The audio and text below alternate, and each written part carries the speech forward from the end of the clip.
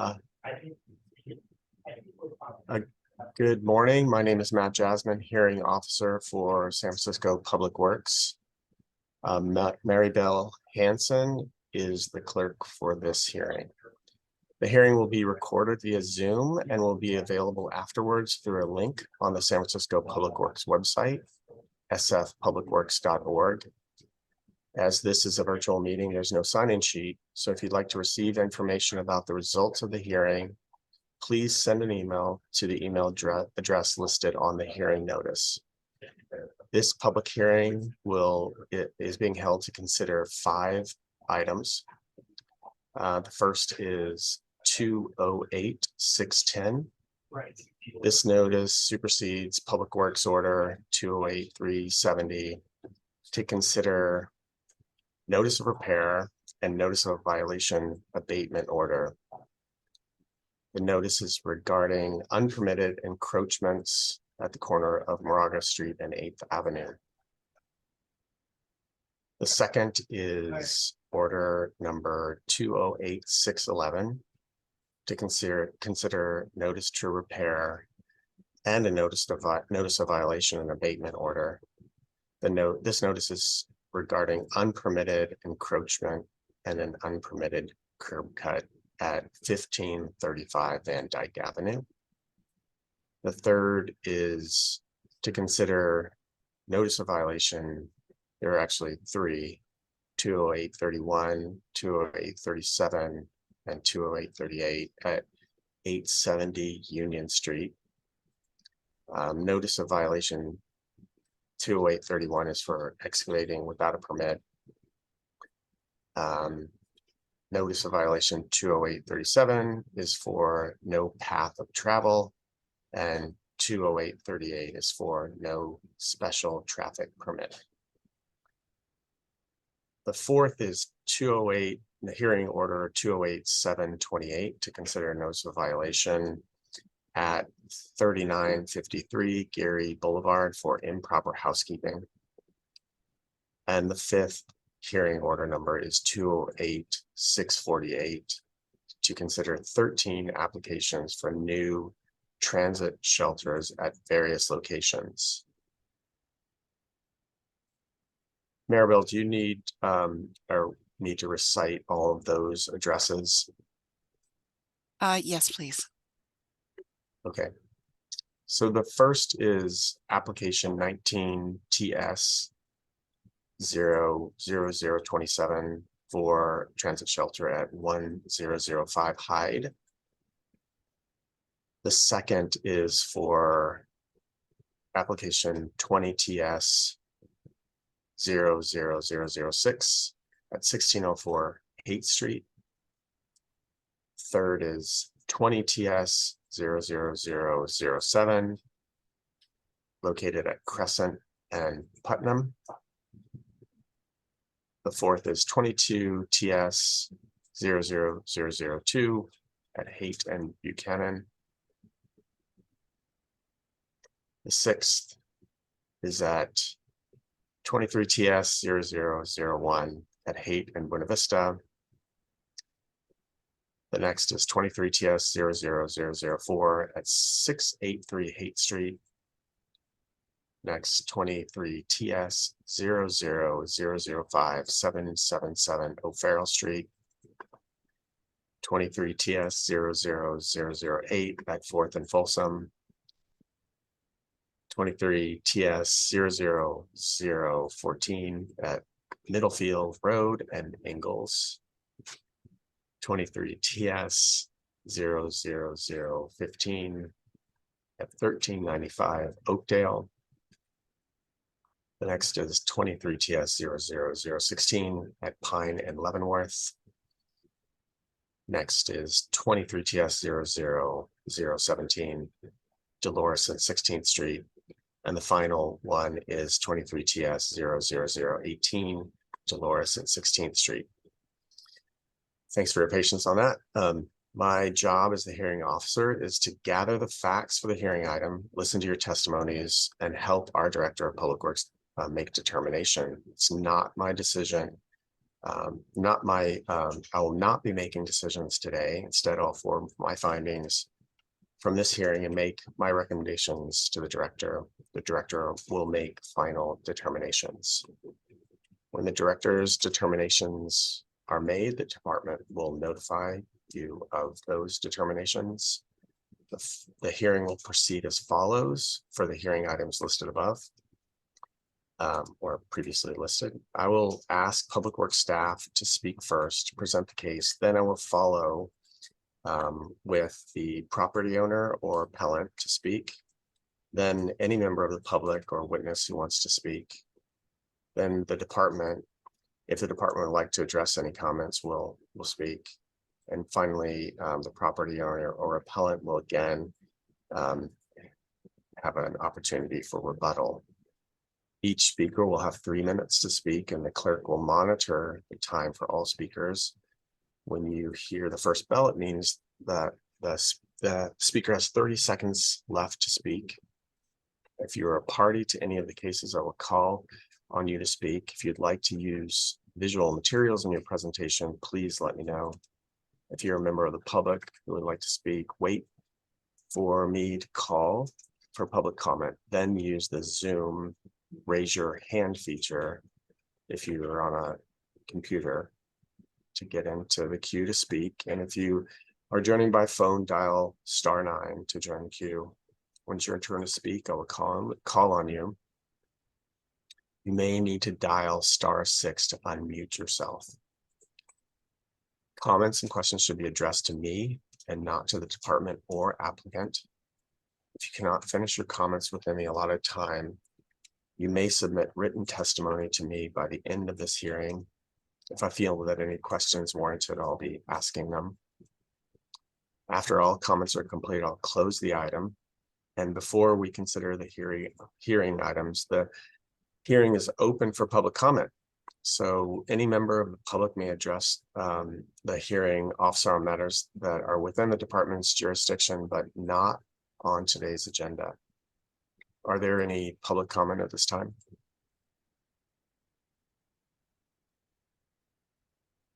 If there are no comments. Oh, excuse me. Yes. Sorry. There are 2 hands raised. I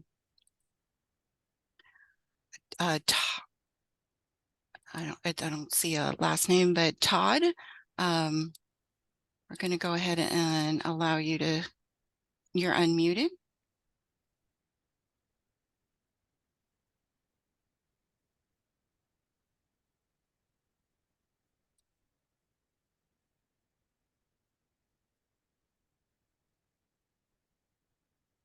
Is it Todd Stone? Yes, Yes. I'm here. Okay, there you go. Sorry. Go ahead. You have 3 minutes. Well, I'm here because you're saying that I had something wrong with the property. I believe it was based on a request for a permit to put in a handicap ramp back in many years ago, about 4 or 5 years ago, put in a handicap ramp for my mom coming off the side of our house. It's since then, it wasn't needed because my mom got ill, too frail to even be there. And so I've had to put her in a different place where I could take care of her more readily.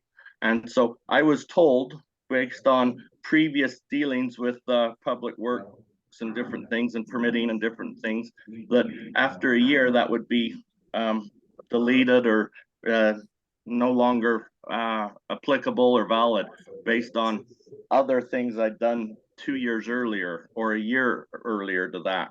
And so I never canceled my application because I thought that it would be discarded or just negated after a year.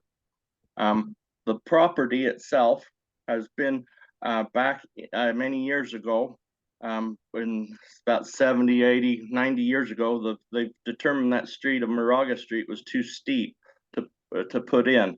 And so they allowed back in the 80s, the property owners to buy the property or trade for other property that they had. And that's why the houses are at the end of Moraga on 7th Avenue. And this is all part of the public hearing.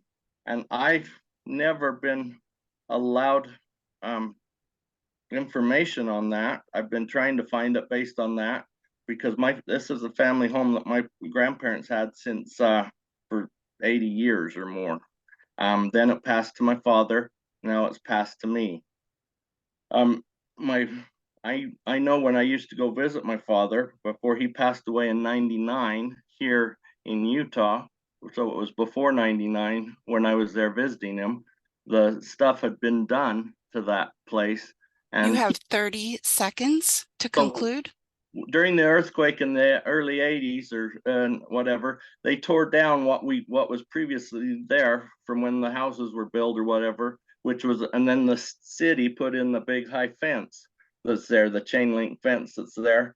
And the gate that you're talking about is just replacing what was previously there. And I have pictures to show that the blockage of the street was already there. And there's other blockages as well that Okay, your time is up. Thank you for your comments. I'm confused if this is related to one of the hearing order numbers that we're reviewing today, or if this is a separate item altogether. So there are 3 other attendees with comments, and if you can remind them that this is they are welcome to make a public comment at this time, but nothing that has to do with what is on the hearing agenda at this point. Okay.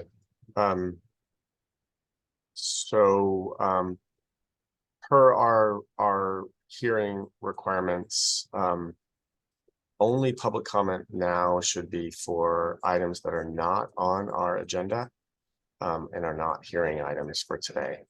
So I think there are a couple other public comments to be made about items not on our agenda today. Okay. Let's see. LMD station. It doesn't have a name. I'm going to go ahead and unmute you. Oops.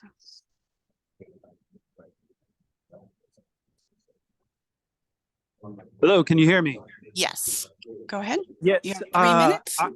I am here in opposition of the Clear Channel bus shelter. I'm here as a business owner for the 600 block of Hayes Street. I'm here with Jess Hart, who runs the business. I run a business at 687 Hayes Street. And we are here in opposition of the proposal because the shelter will adversely affect our business because we rely heavily on visibility for both our businesses. Can I interrupt for just a second here? This is on the agenda for today.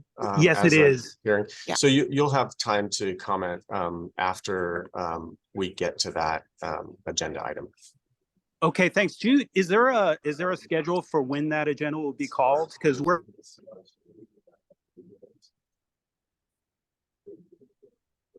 I think you went mute, but if you can hear me, it's the 5th item. There are 5 items. That 5th item has 13 sub items for 13 different transit shelters. And the one you're describing is part of that.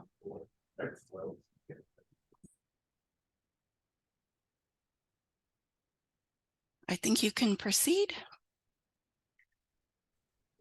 Okay, without any other comment, we'll begin the hearing with the first hearing item on the agenda, order 208610. I have the Public Works representative present this order. Good morning, hearing officer. Is my audio okay? Yes. May I share the screen? I'm gonna put it up. Let me know if you guys all see this. Yes. Okay. So this item is for order 208610. The address is 1700 8th Avenue, or we have it listed as the corner of 8th Avenue and Moraga. We basically we have received a complaint regarding a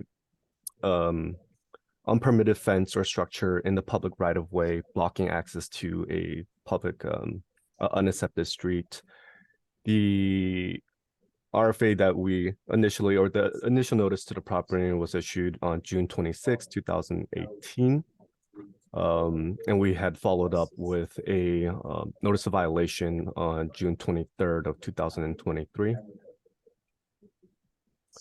Basically here is just the code, just stating from State Highway Code and Public Works Code, stating that the adjacent sidewalk is the property owner's responsibility, or any defects to repair. Section 706 just outlines it further, including any removal of any unpermitted structure that would be the property owner's responsibility. Here's a section of Public Works Article 9, just outlining the responsibility of properties on unaccepted streets. And this is State Code, Civil Code Section 1007, basically saying any basically any can't squat land, and any public land cannot be retained by the owner, no matter how long you've have occupied it.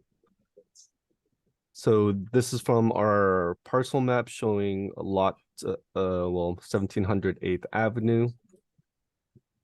Here's a aerial overlay showing the property in question and the adjacent public area. These are the red lines, just outline the accepted streets, and you can actually see that the area just just east of Moraga, which is essentially Moraga Street, is unaccepted. Here's just posted on 2018, showing that we posted. Here's a copy of the notice that was issued to the property owner. We also have follow-up complaints, or it looks like complaints that were issued prior relating to the same complaint of the fence being up on the public right-of-way. There's a photo showing the fence that was erected, or that is in question.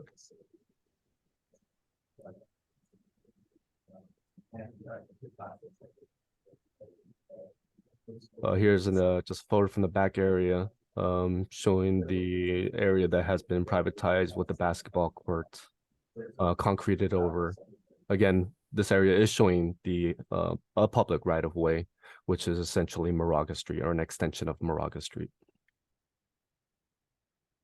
Here's a chain link fence that was erected with a guardrail barrier.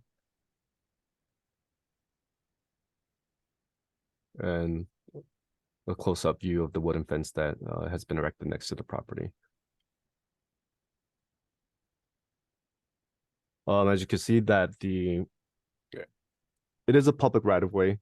The complaints that we have received, such as basically the privatization of the public right-of-way, and we had followed up with adhering to our Public Works Code, saying that this is unpermitted, and we have issued notice to the property owner, and also followed up with a notice of violation on further review, basically requiring the property owner to remove the fenced portion, or the wooden fence portion, along the right of way, and restoring access. And that concludes our hearing from the Public Works portion, or for Public Works statement. Thank you. Thank you. Now I'll ask the property owner or appellant for comment. Or really property owner, excuse me.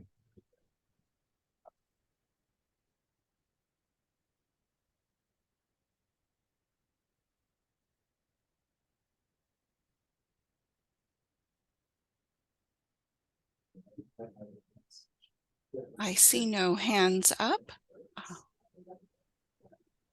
If you are,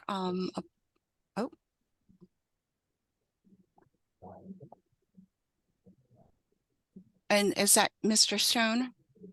Would you like to comment on this specific order? Yes, I would.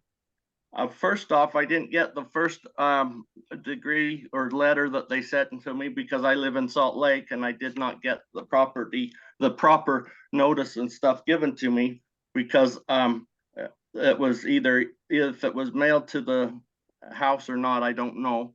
But once I did get it, I did respond. And I do have pictures showing that before the earthquake, there was stuff there, but the city put in the fence after the earthquake, after they went from my house up 8th Avenue for 2 blocks, stabilizing the whole hillside with a big like a 20-foot pylon cement wall all the way up. And so they put the fence in themselves after that to restore the property. And so I don't think that I'm responsible for that. I've tried to get records of that from your own public works department and other things, but being in Salt Lake City, I haven't been successful in being able to get the historical records, engineering stuff and all that from the public works when they went in and did that, because they tore down what was there from, I have no idea how long it was, but it's a protective issue because I have pictures to show the hanging down wires that go across the backyard there that are lower than my height. I'm 6 foot, and so the wires are hanging down that go down the hill to 7th Avenue. And so it also is a protective factor to keep people from being there. And it's also the neighbor to the north has the fence there as well. I have pictures showing that you can see from the backyard, and also from the front where he parks his yellow truck there or his other cars on that spot that he's hollowed out for his parking spot next to his house. I think that there is issues here that the basketball court that was was not put in by me, and it was not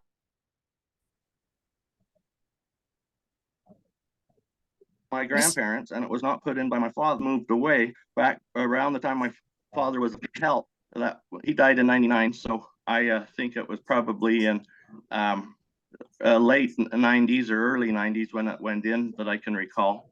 But they've since moved away. My father died, and he didn't have a use for the basketball court, and my grandparents Mr. didn't. Stone, So you it's have not a 30 matter seconds. of they've been doing it. And so I think that if you could look and see why you're picking on me after all this time, for one thing, and also know that it's a public nuisance if it's not a taller fence, because people can go back there and it's unstable ground because it's just sand on that hill going down. And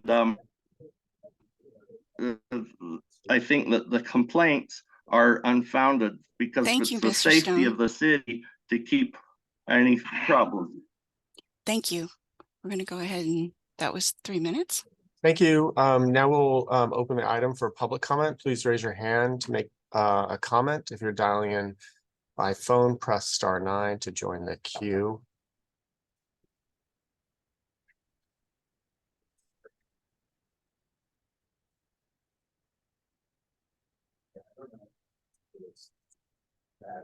If there are no public comment, I do have a question for the Public Works rep, Wenju Chung. Do you have any record of the fence being erected by state or city officials post the earthquake? No. Okay. Yeah. So I mean, we've thoroughly checked to see if there is some kind of minor sidewalk encroachment or a major sidewalk encroachment with this property as to why the fence was there. Everything that I've looked at or what our system shows that we don't see any record of that fence, whether it be the chain link fence or the wooden fence being permitted to be out there. I know Mr. Stone has mentioned that the chain link fence was possibly erected by the city. Again, I can't verify that. But I mean, it does seem plausible. But yeah, as far as any records, or just could not locate any within what we have.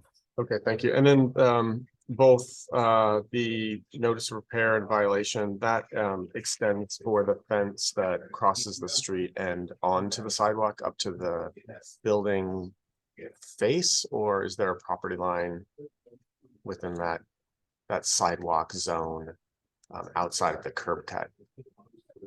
Sorry, I'm getting a lot of background noise.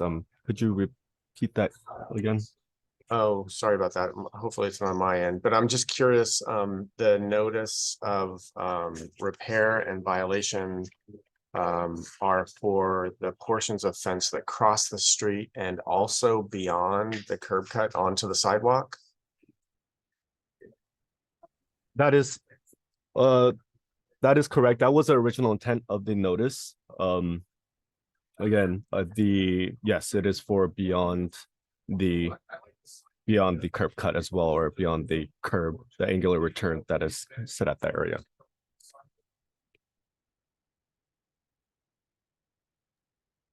Okay, thank you for that.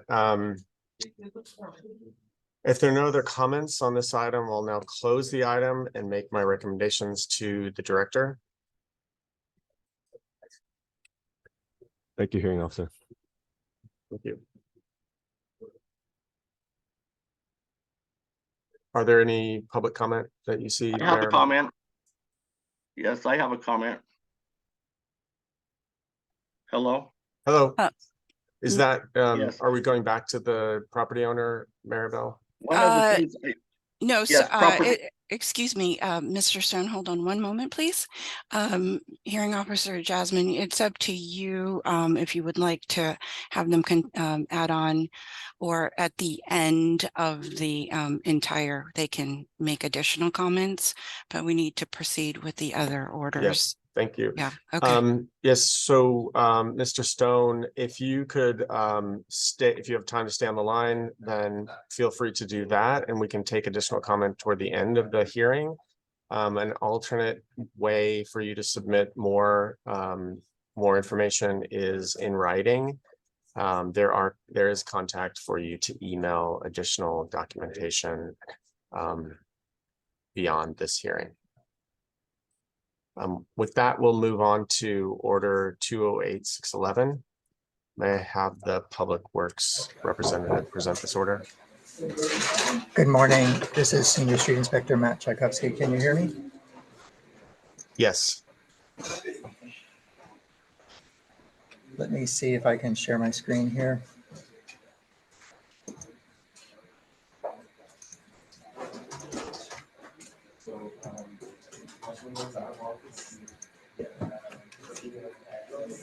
This is order 208611, the address of 1535 Van Dyke Avenue.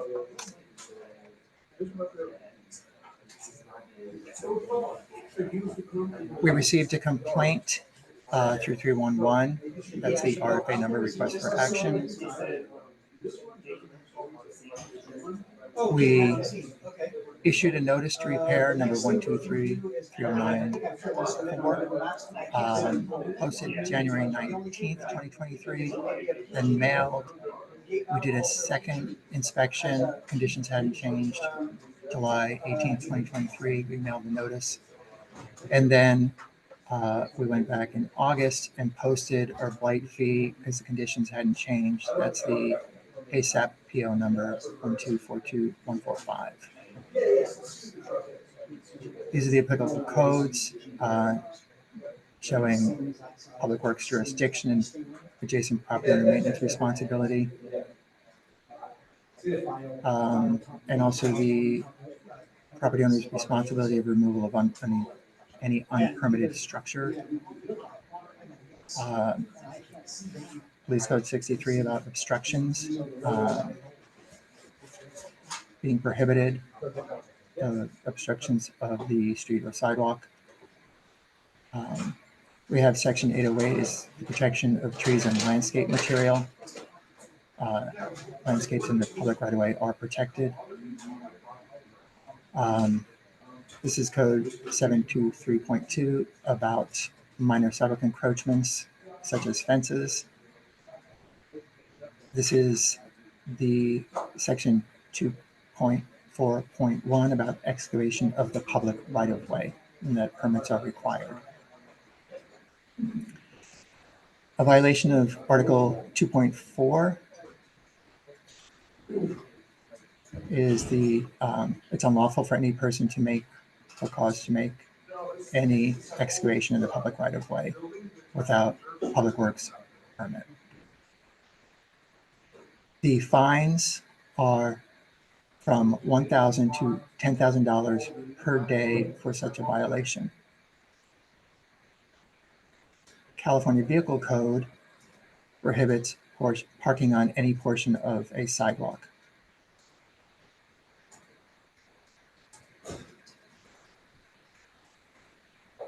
Planning code, if it were inside the property line, would prohibit parking inside the property without planning approval. Planning has guidelines about adding a garage or a curb cut. This is the location of the property, 1535 Van Dyke Avenue. The red outline is the property line. The white area is the public right of way. This is the grade map. The areas in yellow indicate that the legislated sidewalk width is 15 feet, measuring from the face of the curb toward the property. The first 15 feet is public right of way, not part of the private property. This is the location of the parcel, again, on Van Dyke, between Lane and Keith. This is the condition of the property in April 2019 with a lawn and no curb cut. The condition in May of 22 with the landscape being removed. And then a photo in February of 23 with a curb cut installed and an encroachment fence being built. This is a listing. This is when it came to our attention. The house was put up for sale. The Trulia description had listed no parking. This is, I believe, when the current owner took possession of the property in 2015. Here is our posting in January of 2023.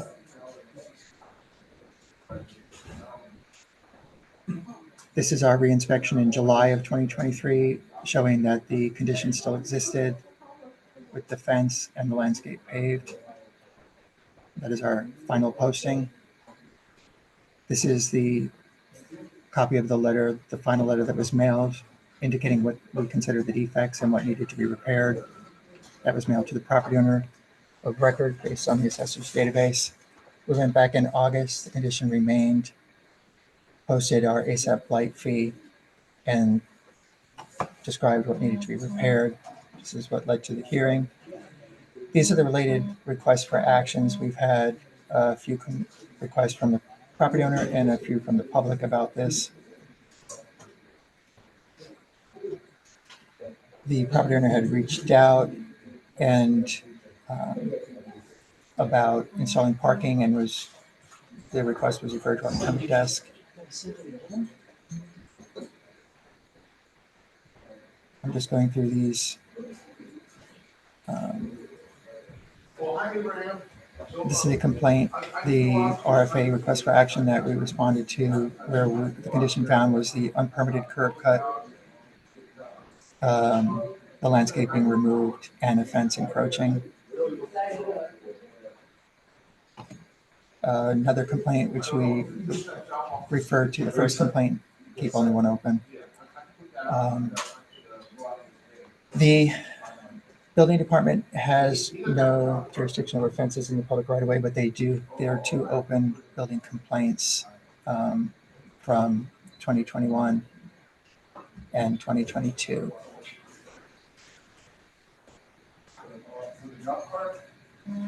The changes would have required street-based permits. There's some correspondence we have about street-based permits. Let's see. The upshot is there are no permits allowing the curb cut. It is not permittable to permit parking on the sidewalk. The property line starts close to where the building is. There would not be room to park in a setback, and planning would not approve without screening and planning approval.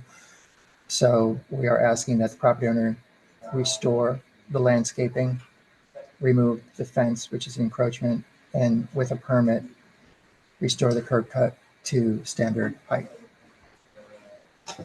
And that is the end of the DPW presentation.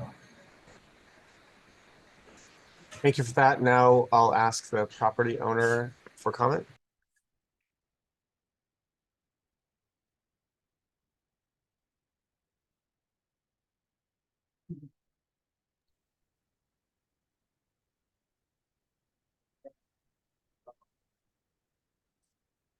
Hearing Officer Jasmine, I do not see any hands raised at this time.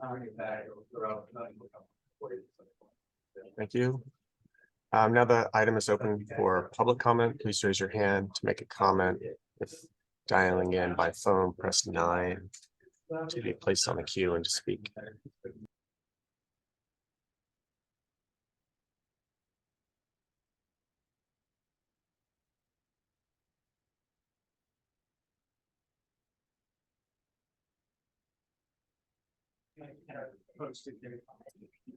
Are there any public comment? I do not see any hands raised. If there are no public comments on this item, we'll close the item and I will make my recommendations to the director. We'll move on to the next item, to 208657. May I have the Public Works representative present this order?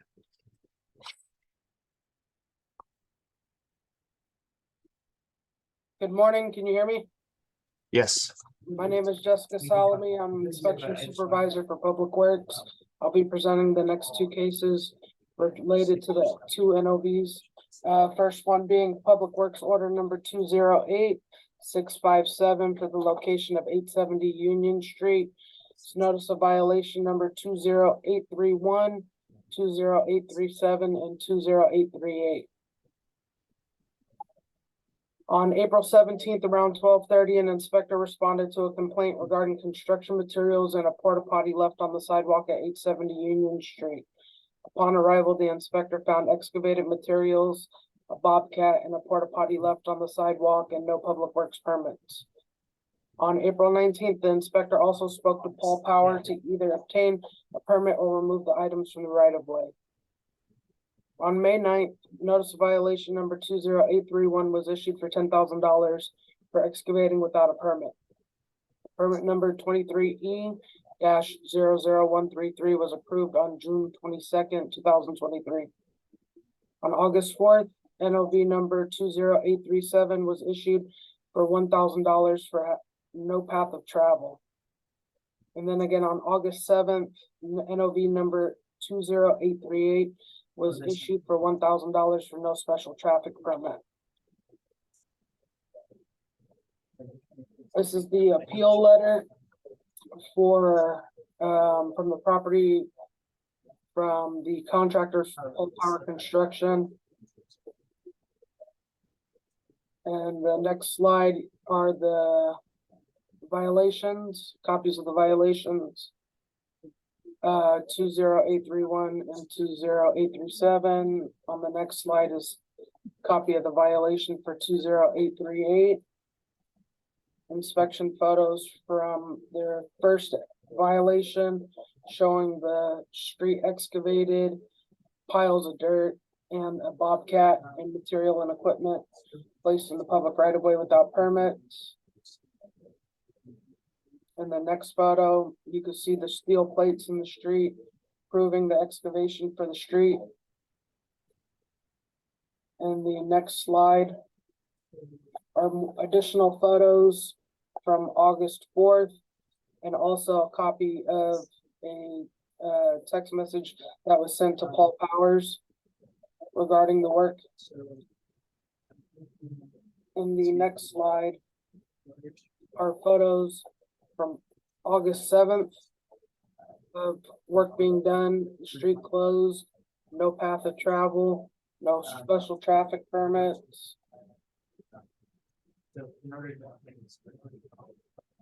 And a copy of our permit database. The permits that were applied for. And in our next slide is a copy of the permit database showing when the permit was approved.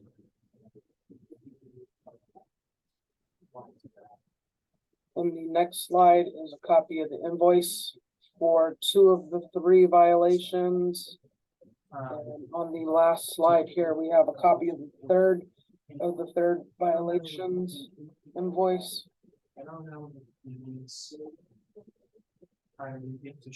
that's it for me.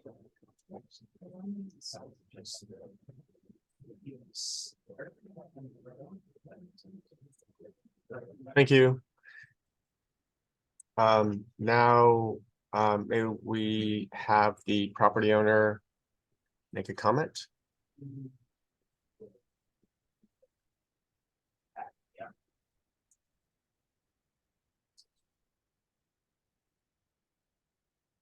Do you see any hands raised currently?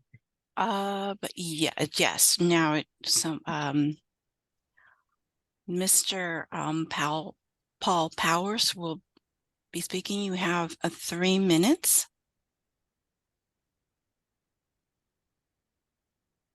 Hello, can you hear me? Yes. Yes. Okay, so all right, let's try and get this in 3 minutes. When we bought this property, it was fully permitted, and we actually didn't realize that the sidewalk permit wasn't approved until that day. So the day that they issued a $10,000 fine, I had Bassett Engineering contracted to do the work, and they actually had applied for the permit, but because the sidewalk permit wasn't approved, DPW would not issue the permit. And I told the inspector, and it took us 6 months after that to nearly get the permit. I think it's 5.5 months, which cost us $350,000 on interest alone. So we actually had to do, that was for PG&E, and PG&E had given us a date of the following week. So I thought I had another week to do the permit. And the day before, they said there was an opening.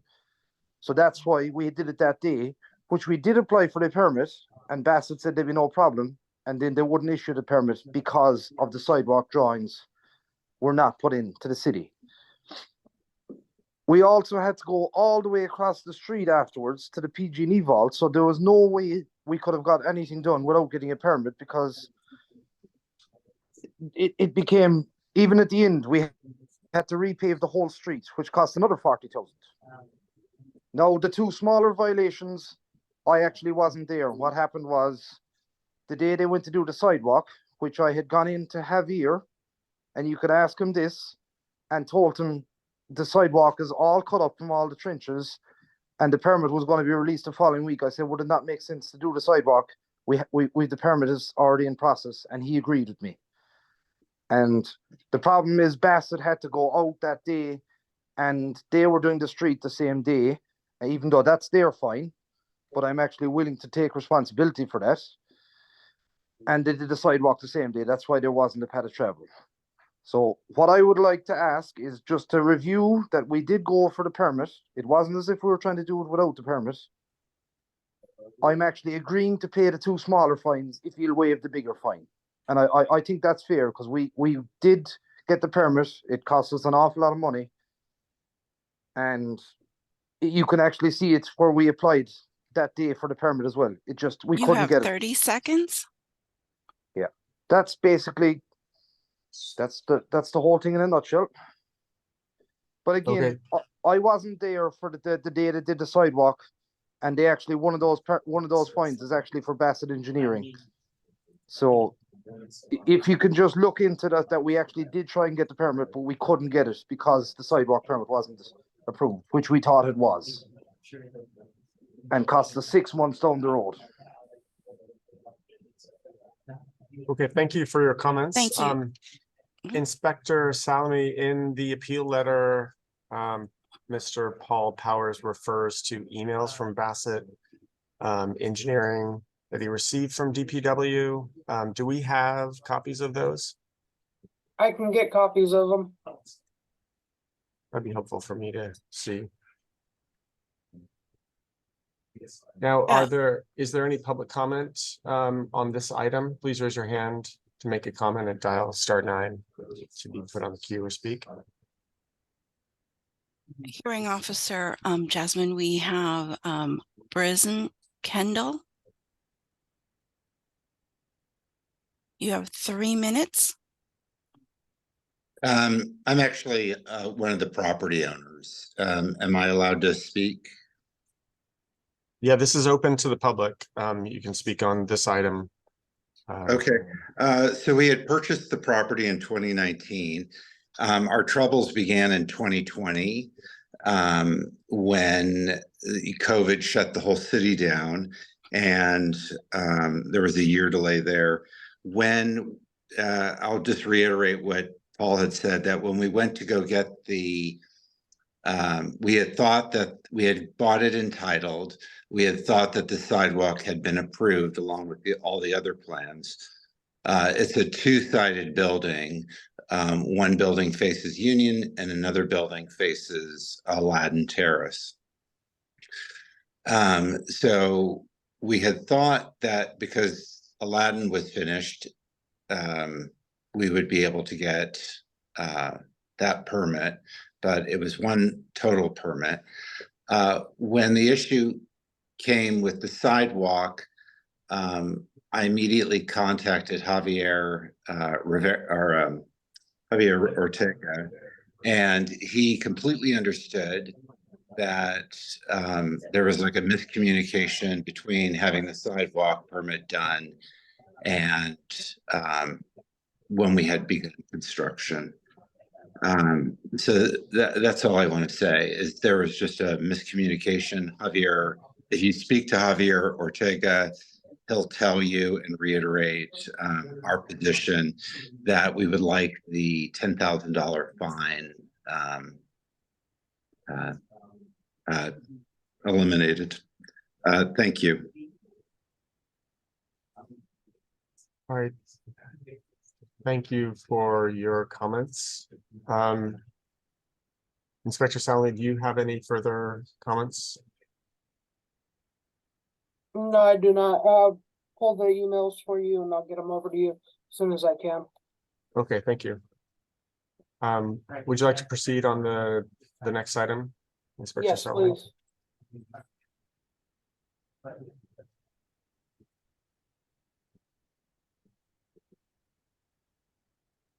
Sorry, I'm having a little.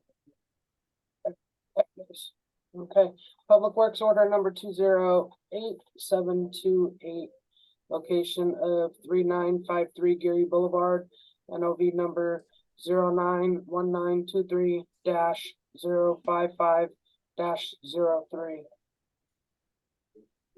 On Tuesday, September 19th, around 1:30, an inspector responded to a complaint regarding construction work on the sidewalk at 3953 Geary Boulevard. Upon arrival, the inspector found dirt on the sidewalk and plywood chained to the sidewalk with no public works permits. The inspector then issued a correction notice number 091923-055-03 to the property owner for excavation, for no excavation permit and improper housekeeping to be fixed within 24 and 72 hours. Side sewer permit application 23S-00773 was initially applied for on September 20th and approved on October 6th. On Thursday, September 21st, around 9:30 a.m., follow-up inspection was performed. The housekeeping issues were not resolved.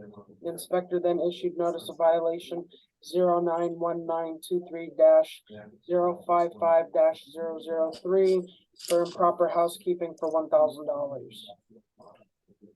In the next slide, we have the appeal letter that was sent to the office. And here we have a copy of the correction notice for the 72 hours to obtain an excavation permit, 24 hours to address the housekeeping issues. And on the right side of the photo, we have the notice of violation for a 1-day violation regarding the housekeeping. In the next slide, we have the photos from the site from the initial inspection on September 19th. As you can see, the plywood on the sidewalk, along with the dirt pile surrounded by a few A-frame barricades with caution tape that is not allowed.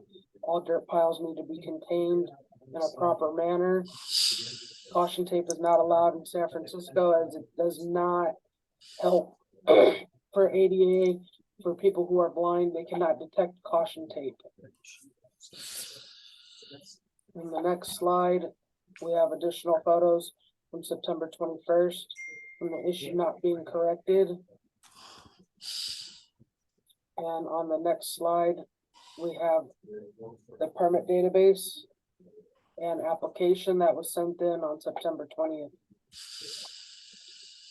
And the next slide is the invoice for the housekeeping for the 1-day violation, $1,000. Yeah, I'm done. Now, can we have the property owner speak? Yes, can you hear me okay? Yes. Yes, first of all, I want to thank you for giving us an opportunity to address the fine. I do appreciate that. I'd like to share with you a little bit of history regarding the project. This project has been going on approximately 4 years, and it has gone through numerous hurdles. The sole, I guess, intent or goal of this project is to provide housing for the manager of the market on the ground floor.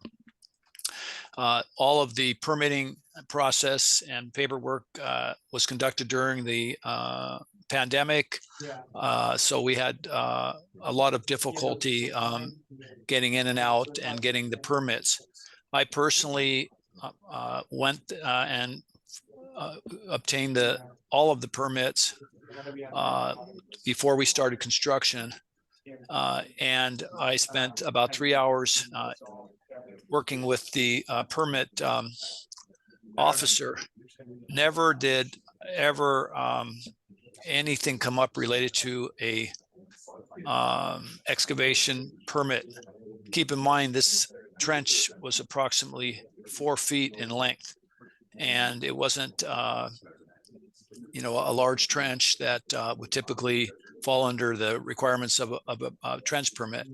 Our understanding was that we could connect the meter, which was in the street, to the building and complete the process immediately, and that a trench permit would not be required for such a short length. And we specially potholed both sides of the trench so to keep it smaller, to keep it as little short as possible. And so at that point, and again, I'm not someone that has a lot of experience in this. I asked the permit official to please make sure that I have everything I need, because I'm doing this on my own. I'm not, I'm not someone that, like I said, does construction for a living for third parties. And he said, no, you got everything you need. It's all covered. And I explained to him what we were doing. He was aware of the water meter and the fact that we had to connect it to the building. Also, when I initially pulled the permit and got the water meter at that time, also, there was never any. You have 20 seconds. There was never any one that told us we needed a permit. Once we found out we needed one, we expedited the process. We worked hard to get it done immediately. As you can tell by the time frame, there was a delay in the inspector coming back, but we made numerous calls and focused on rectifying this. So I'm just asking if I could at least get a fine reduction. I don't have the financial wherewithal to pay $1,000 right now. Thank you, sir. We're muting you. Thank you for your comments and explanation. Now we'll open the item for public comment. Please raise your hand if you have public comment and dial *9 to be placed on the queue and speak.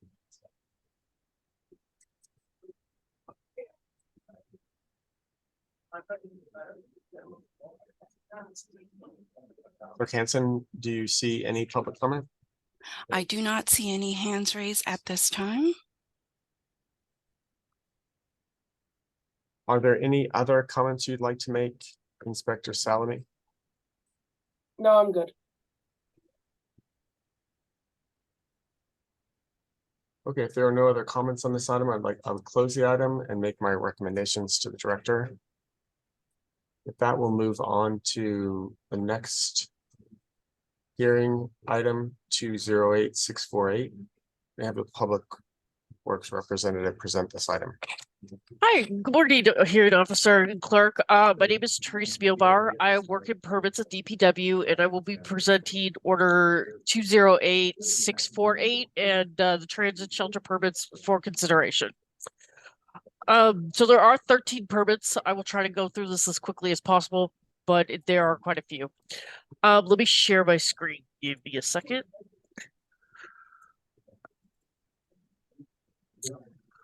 Okay, can you see my screen? Now. Yes. Okay. So like I said, this is a presentation of order 208648. DPW works in coordination with MTA and Clear Channel to review permit requests. I review for completeness and accuracy, clearance and ADA compliance, as well as certain other items such as registered street performers and murals. We review the notification posting, and we coordinate the hearing. MTA is here in the gallery, and they may have some comments if they would like to at the end of this hearing. I also wanted to let everybody know that Clear Channel is required to remove graffitis and sticker from the shelters and clean a 5-foot radius around the shelter. This is supposed to happen 3 times a week, and they are required to clean up anything within 24 hours that is that they receive a complaint through 311. This is the list of the 13 transit shelters that are for consideration. They were all posted on September 29th, all 13 locations. The first permit is 19TS 00027. We have received 5 protests in response to this and a petition. Most of the protests are in response to potential future conditions and issues caused by the unhoused. So there are 5 protests on record. They're in the permit system. So if you want to see the specific protests, please feel free to check the system or reach out to me. This is a sample of the photo simulations and the site plan that I reviewed. The next permit is 20TS 0006 for 1604 Haight. That we did not receive any protests for this specific location. Here is a sample of the shelter and then the site plan that I reviewed. The next one is 20TS 00007 at Putnam and Crescent. We have not received any protests in response to this posting. Here's a sample of the photo simulations and the site plan that I reviewed. The next one is Haight and Buchanan. That's 22TS 00002.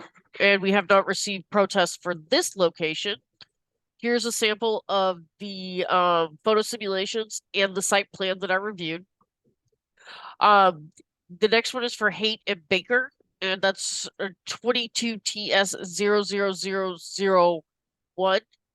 We have not received any protests at this location. Here's a sample of the transit shelter. This is what the transit shelter will look like, and here's the site plan. The next one is 683 Haight Street, and that's permit number 23TS0004. We've received 3 protests in response to this one.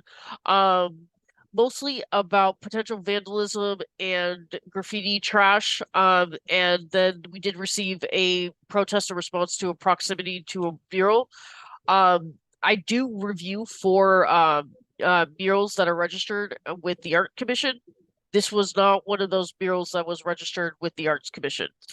These 3 protests are on file in the permit system, and if you'd like to see an exact copy of the protest, I'd be happy to provide it. Here's a sample of the site plans and the photo simulations of what it'll look like. You can see the mural in the background. Again, that mural is not registered with the Arts Commission. The next one is 777 O'Farrell. That's 23 TS 00005. We have not received any protests in response to this one. This is a sample of the site plan and the photo simulations of what this transit shelter will look like. The next one is at 4th and Folsom. That's 23 TS 00008. We have not received any protests in response to this permit. Here's a sample of the photo simulations and the site plan that I reviewed. The next one is going to be Middle Point and Ingalls, and this permit is 23 TS 00014. We have not received any protests for this location.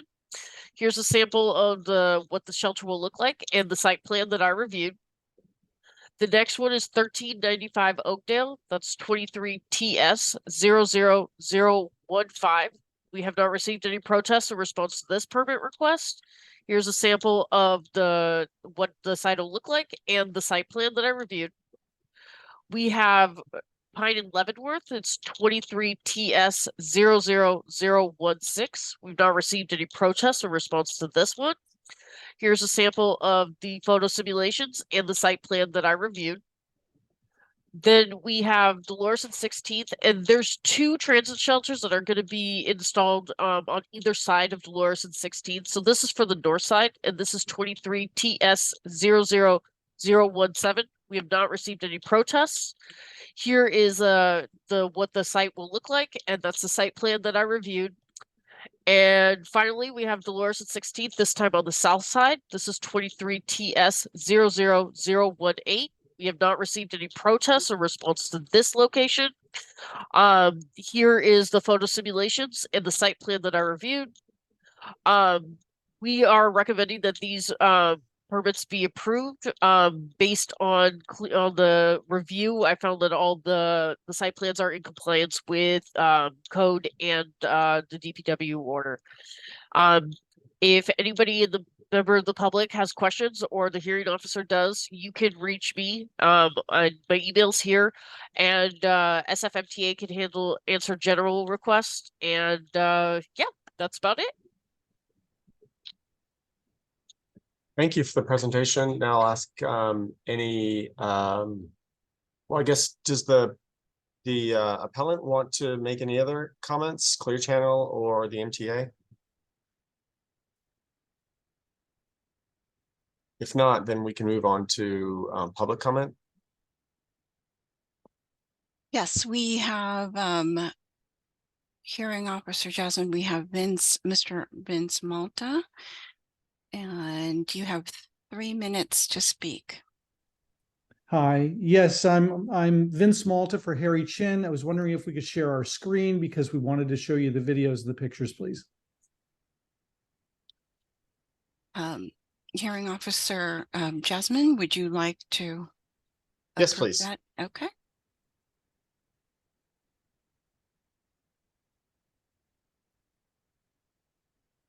So join as a panelist.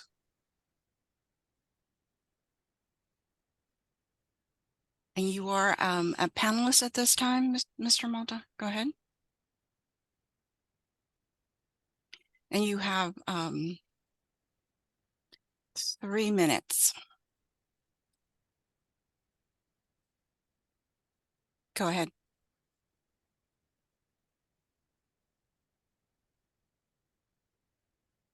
Mr. Malta.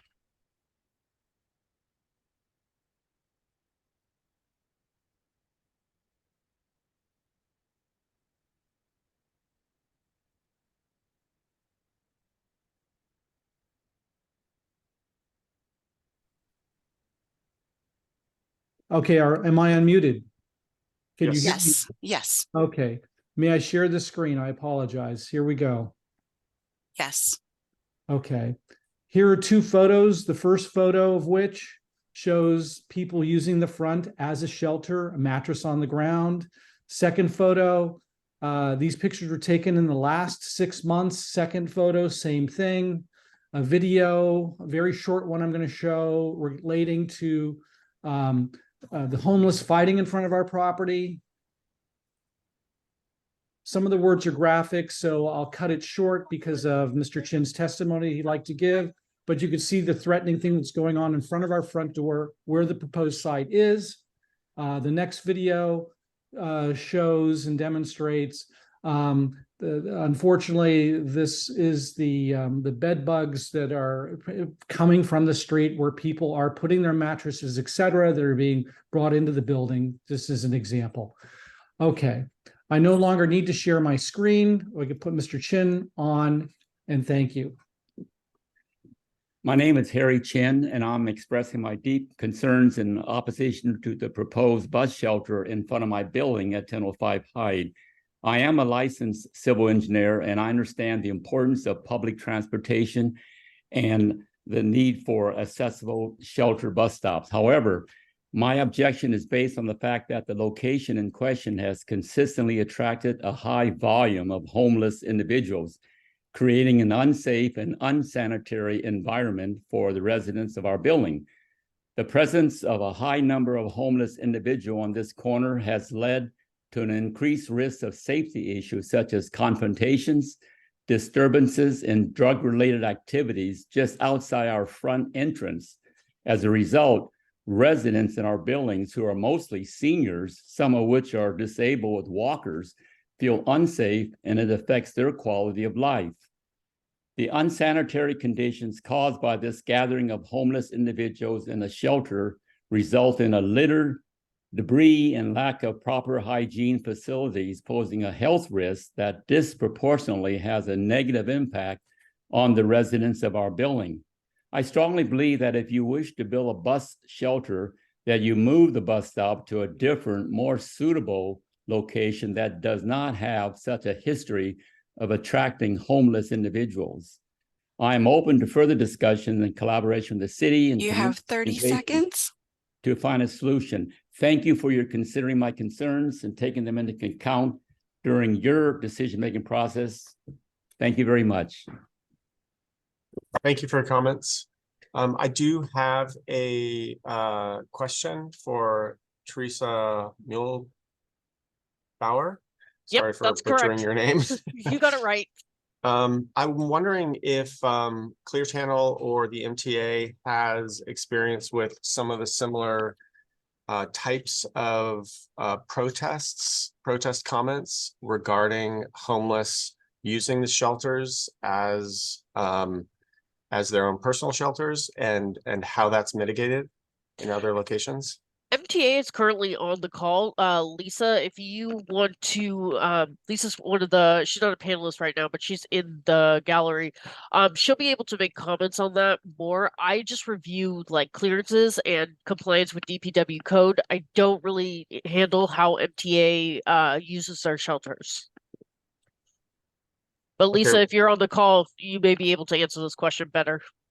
Well, I have a follow-up question that's related. I'm just wondering about the frequency of cleaning. That's one of the protest comments. That I can't answer. Let me read Clear Channel's response to this. Clear Channel is required to remove all graffiti and stickers from the shelter and clean a 5-foot radius around the shelter. This is completed 3 times a week in most areas.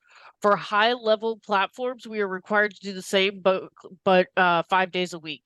Broken glass and other hazards are cleaned up within 24-hour notice via 311 or SFMTA directly. So that's kind of their cleaning schedule and their response times in terms to vandalism to the shelters. Okay, thank you.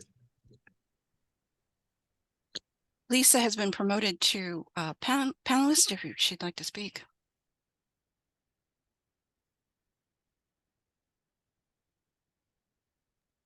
There you go. Hi, everybody. Hi, Mr. Chin, we do hear your we hear your concerns, and it is unfortunately, the street behavior is difficult for us to manage. We have, 1,100 shelters, similar to the ones that we're proposing to put in front of your building. So we're going to take everything into consideration, and we'll get back to you before we do anything. I promise you that. And I'll contact you directly, Mr. Chin. And as a follow-up question, this is Matt Jasmine, the hearing officer.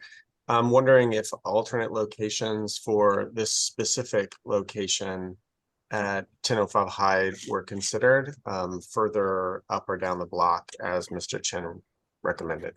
Yeah, unfortunately, because the permit, we too had our permit process delayed due to COVID and a bunch of other factors. We had service changes. So now that we're coming back, we're going to take we'll take a long look at the 1005 Hyde Street, and I'll get back to you directly, Mr. Chin. And I know this is one hearing order number, and I assume you're trying to have all of these permitted or approved at the same time. Is there any vehicle to hold on this particular? Yeah, so item? we will hold on Hyde.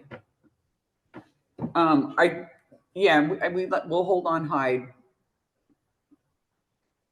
Okay.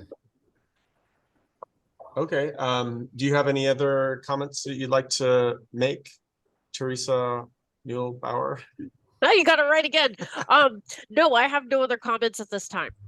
But I do want to note that all the protests we have received have been uploaded directly into the permit portal. And if you'd like copies of the protests so you can see the actual words, I have copies of them all saved to document that for the public record. Yeah, I'd love to see those. That would be helpful for me. Not a problem. Okay, if there are no other comments on this item, I'll close the item and make my recommendations to the director. Hearing officer Jasmine, there are a couple of other Oh, public excuse me, sorry about that. public comments. We have one from 687 Hate. So you would have 3 minutes to speak. Go ahead. Can you hear me? Yes. Yes. Go ahead. You have 3 minutes. I own and operate a business at 687 Haight Street called Groove Merchant. We've been in the neighborhood for 30 years now, and we're up for legacy status. My business and 683 rely heavily on street visibility. And it's paramount to our business that people are able to see our windows, our window displays, what we sell inside. It absolutely affects the outcome of our day financially, and with that obscured, we will absolutely be impacted. Secondly, we also rely heavily for visibility because we're both in the used and vintage trade. My record store relies heavily on people seeing my business and bringing me product, i.e. used records. This is a proposal that I'm very much against, as is 683 Haight. And it can't really come at a worse time for us. We're small business owners, and we really need to keep visibility clear for our businesses. Thanks for hearing my side of the argument, and I appreciate your time. Again, I just a question about this for Lisa, since these are the two locations that do have comments and protests from the public. On this one, were alternate locations, a different public transit stop considered, and is that still an option for this particular location?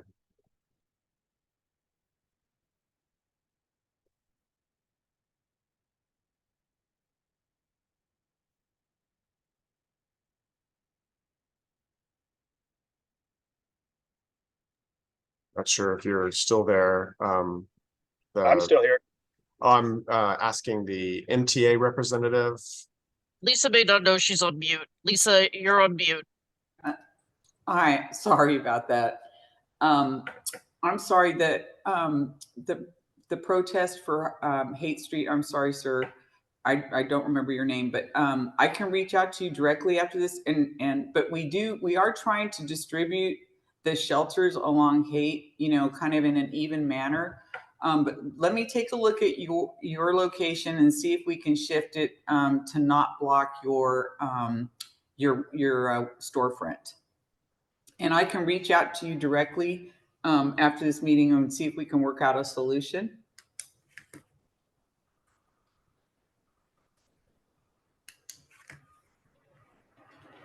Okay, without, are there other comments? For cancer? Oh, you're muted. There is a public comment from Ashley. I'm going to go ahead and allow you to speak. You have 3 minutes. Hi, my name is Ashley Nakuchi. I am thank you for first off letting me speak. I am talking in regards to 23 TS 00016 Pine and Leavenworth. I used to work at another cafe, which is directly at that intersection, as well as live in the neighborhood off of like Geary and Hyde. And I also take care of a gentleman who lives off of Jones and Leavenworth. And I'm pretty concerned about these bus shelters that you're proposing right now because of other bus shelters I've seen in the area that have usually dog urine, feces of all manners, vomit, vandalism, and trash. And although I hear that Clear Channel is supposed to be cleaning up these things, I don't usually see it at least in the neighborhood. I think it's just too much of these things that are happening in the neighborhood where these things are impacted most. I'm also going to throw in the 1005 Hyde Street as well. I don't necessarily agree with that bus shelter being placed there as well because of the same concerns. I've seen all sorts of these bus shelters being vandalized, and like there was one on Bush and Leavenworth that was there that within 3 weeks of it being erected, the glass was shattered and all over the floor. And that wasn't, I'm not sure when that got replaced and fixed, but it took a while for those things to happen.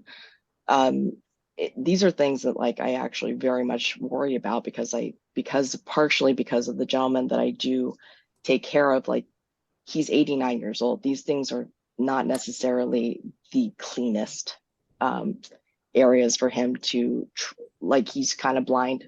I'm a little bit worried he would step in something around that area and hurt himself.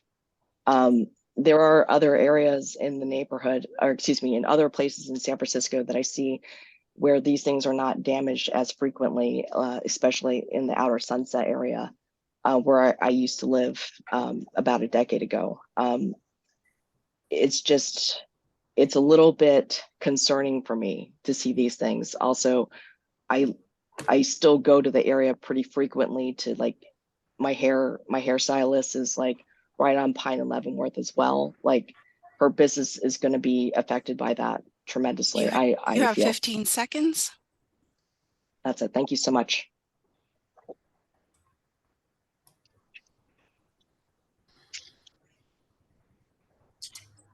We do have additional comments.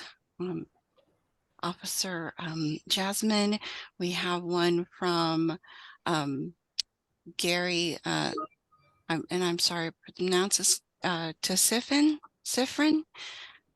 I'm going to go ahead and allow you to speak. You have 3 minutes.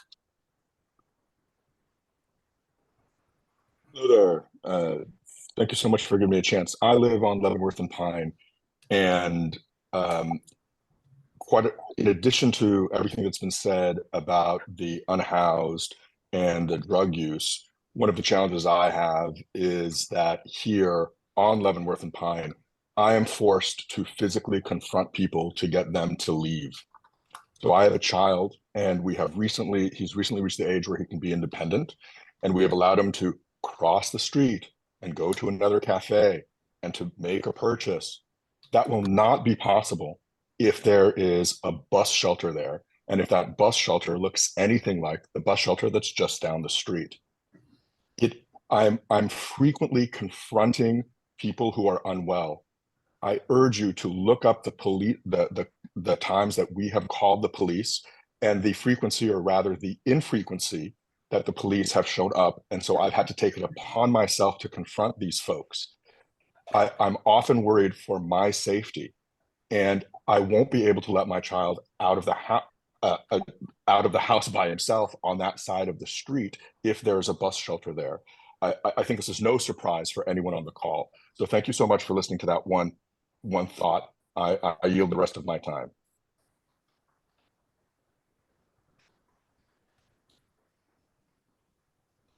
Thank you, sir. We are then now moving to Francesca Cowling. Oh, I'm sorry, Francesca Wong. I'm going to please go ahead and allow you to speak. You have 3 minutes. Go ahead, Francesca. Yes. Okay. Good morning. My name is Francesca Wong, and I'm one of the owners of 959 Leavenworth. It's a 3-unit building directly across the street from the location of the proposed transit shelter. I've lived here since 2007. And if you live in the neighborhood, you've probably seen me cleaning up trash, feces, and needles in front of my home and on the rest of the block, because I've done that pretty much every day since 2007, and not because I enjoy it, but because I live here and I've made an investment in this neighborhood. My child lives here, and I'm deeply concerned for the safety and security of my home. If I had to choose one word to describe this block of Leavenworth Street, I'd choose beleaguered. The residents of this block are engaged in a constant effort to prevent the mayhem of the Tenderloin from creeping up the hill. We also are next door to the St. Francis Hospital, which means we have a constant stream of people who go to the ER seeking drugs and end up basically dumped in various states of undress at the corner of our block and Bush. This has always been a problem. There's always been a problem with homelessness and drug use in this neighborhood, but in the past 16 years that I've lived here, it has never been as bad as it has been since the pandemic. Every night we have at least 2 people sleeping in doorways on this block, and every morning you can find needles and other evidence of drug use. A few weeks ago, I was walking home from Union Square with my son at 6:30 in the evening, and there were 3 separate people sitting at different locations on this block, openly injecting drugs. A lot of people attribute the increase to the homeless shelters that have opened on Hyde and on Post, but whatever the cause, the effect is the same. This block is constantly filthy and often feels unsafe. I know that in normal circumstances, there are good reasons for installing a transit shelter, but I'm here to argue that nothing about this particular location is normal. You think that you're installing a safe place for people to wait for the bus, but what you will actually be bringing to this block is a toilet, a homeless encampment, a shooting gallery, and an open air drug market, as that has happened at the Jones and Post bus shelter. Thank you for your comment. Your time is up.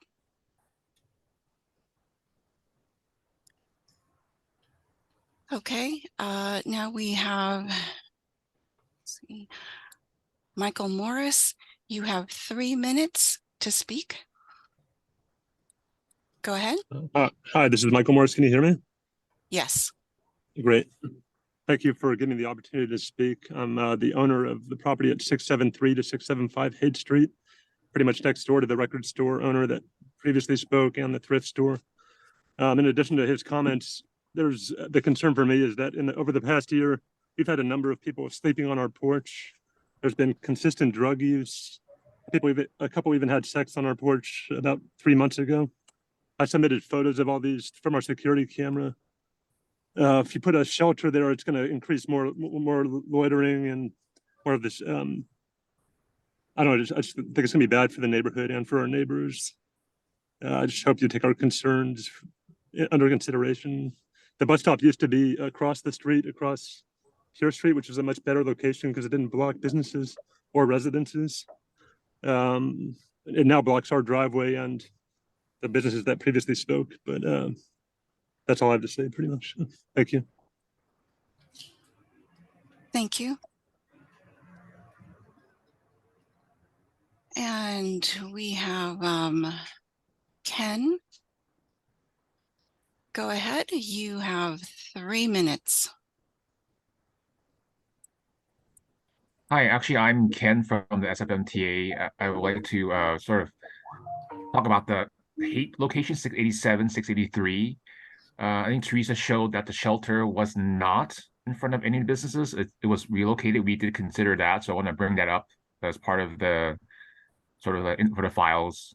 as I heard all the comments from people about not blocking their storefront. So just want to mention that the shelter is not in front of any storefronts, as what Teresa showed on her PowerPoint. Thanks.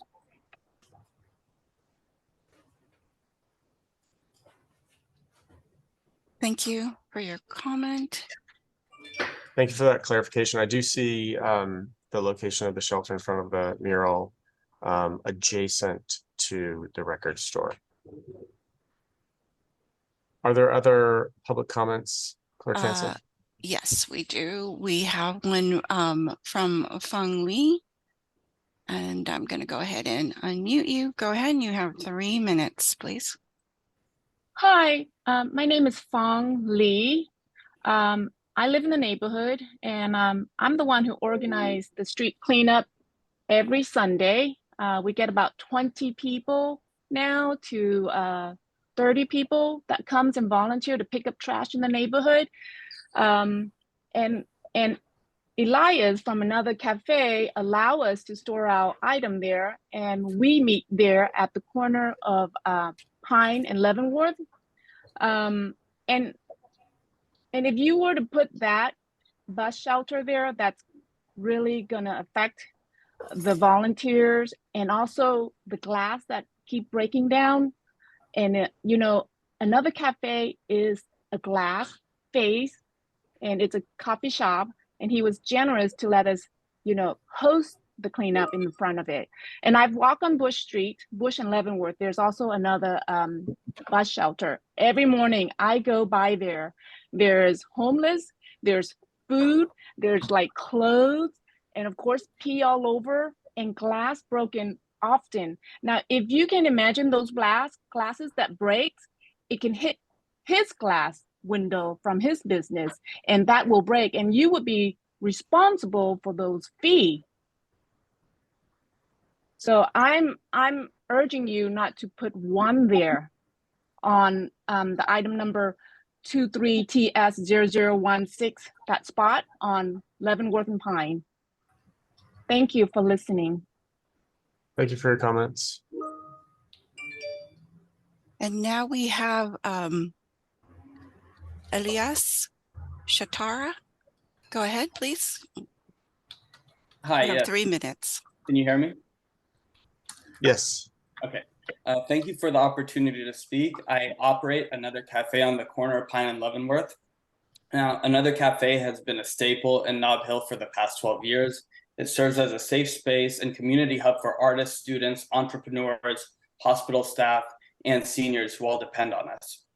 Now, considering our proximity to the Tenderloin, I believe this structure will become a site for unsafe drug use, human defecation, and vandalism. This is a major health and safety concern for the staff and patrons of another cafe, as well as the residents in the surrounding area. I have 6 points I'd like to present as to why I'm opposing the transit shelter. Number 1, substance abusers, vandals, and potentially violent individuals will utilize the bus shelter for their own activities and inevitably creep into our workplace. Dealing with this on a daily basis would be mentally traumatizing for the staff, discouraging for customers, and create dangerous situations for everyone in the vicinity. Number 2, the bus shelter will block visibility for those passing by and result in a loss of business. For a restaurant that continues to struggle with the long-term financial effects of the pandemic, in a city that has seen a mass exodus of major retailers and small businesses this past year alone, the implications are grave. My goal is to keep another cafe a safe and enjoyable place for the Nob Hill community for decades to come. Number 3, broken glass is a regular occurrence with bus shelters around the city. A quick search on the SF311 app returned 55 open tickets for damaged bus shelters in the last 2 weeks. An overwhelming majority had shattered glass all over the sidewalk. This will present an added risk of injury for those walking their dogs and unhoused individuals who are often barefoot. Number 4, I've had an outdoor tables and chairs permit since 2013. According to the guidelines, I must maintain a minimum of 8 feet of clearance for a walking path. With the proposed bus shelter, this would encroach on that space and leave only 6 feet. Number 5, I created a petition using change.org a couple weeks ago and shared the link with patrons at my cafe and residents in the neighborhood. It has currently amassed 408 signatures, which I'm happy to share with you. This signifies an overwhelming opposition to the construction of this transit shelter. Number 6, we already have 2 bus shelters 1 block away in both directions. I don't see a valid case for adding a 3rd bus shelter for the same route. With regard to elderly and disabled individuals catching the bus on my corner, I've always been gracious in allowing them to utilize my outdoor tables and chairs while they wait, and I intend to continue doing so. I can add a link to the petition and other supporting documents in the webinar chat if you would like. Thank you. Thanks for your comments. Yes, please submit those documents you refer to in your presentation via the website or email address provided on the hearing notification. You're muted, Clerk Hanson. Apologies. We have 2 more public comments. This one is from Michael Morris. I'm going to go ahead and allow you to speak. You have 3 minutes.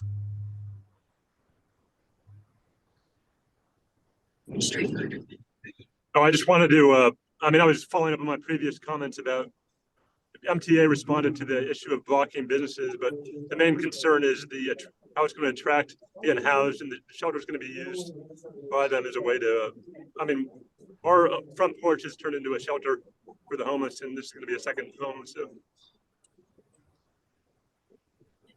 that's all I just said. Thank you for that clarification. I think I understand what you're getting at. Jessica Hardlob, you have 3 minutes to speak. Hello. Hello. Hello. Hey, I just want to also oppose the bus shelter at 683 Haight. I just started a business about 4 months ago, right there at 683 Haight, and it would kill my business. I get a lot of people walking in that know about my business that way, so it would absolutely affect my business. Not to mention that there's many bars in the neighborhood, and I'm a female-owned, just me business, and there's already lots of people just wasted by the time I get off of work around there. So I'm just not really wanting any more trouble in the area of any unhoused people or any just kind of creeps hanging around, to be honest. And yeah, that's all I have to say. I just really oppose it as a new business in the area. Thank you. Thank you for your comments. Are there other public comments, Clerk Hanson? No, I don't believe so, unless if you'd like to open it up for anyone who would like to come back and make additional comments. Yeah, I think if we're finished with the last hearing order number, then we'll open it up to any other public comments on any of the agenda items. If you've spoken already, then we'll reserve not to hear your comments, but there was one from the first or second item number where we asked that you come back with additional comments later. This is your time.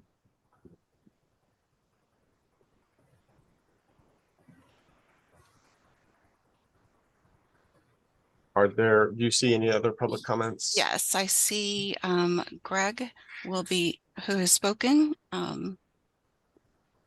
Go ahead. You have 3 Hello? minutes. You have 3 minutes. Hello, can you hear me? Hello? Yes, we can. Oh, great. Hi, my name's Greg Luteff. I'm a long-term resident of 1005 Hyde Street, and my protests about this have been documented already about having the bus shelter in front of our building. We compiled a petition of all the 32 tenants that live at 1005 Hyde, in addition to building owners on our block and some other business owners as well, and other concerned tenants who live on our block. No one in our block wants a shelter there. Everybody thinks that's the most insane idea. Let's talk about what the reality of the situation here is here, as opposed to what the wish list for the city would be.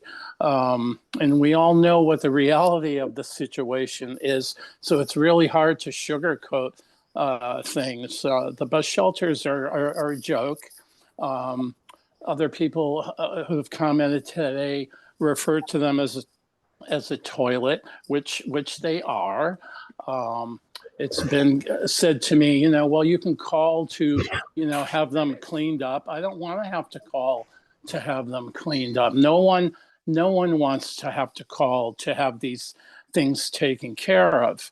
I emailed Supervisor Aaron Peskin about it and just recently got an email back saying that their office tends to agree with my assessment of the situation.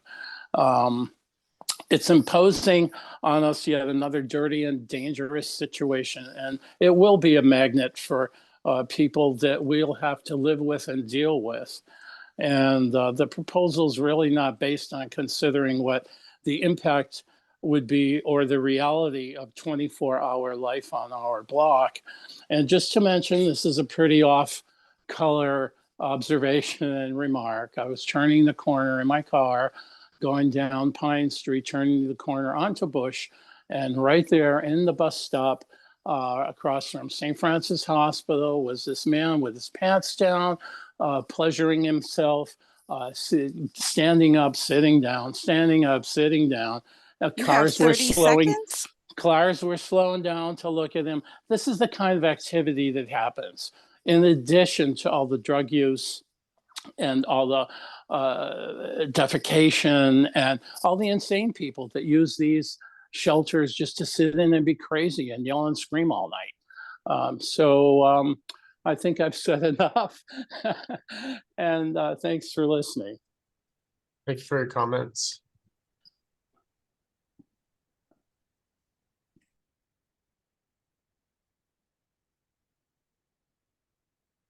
Are there other public comments? Looks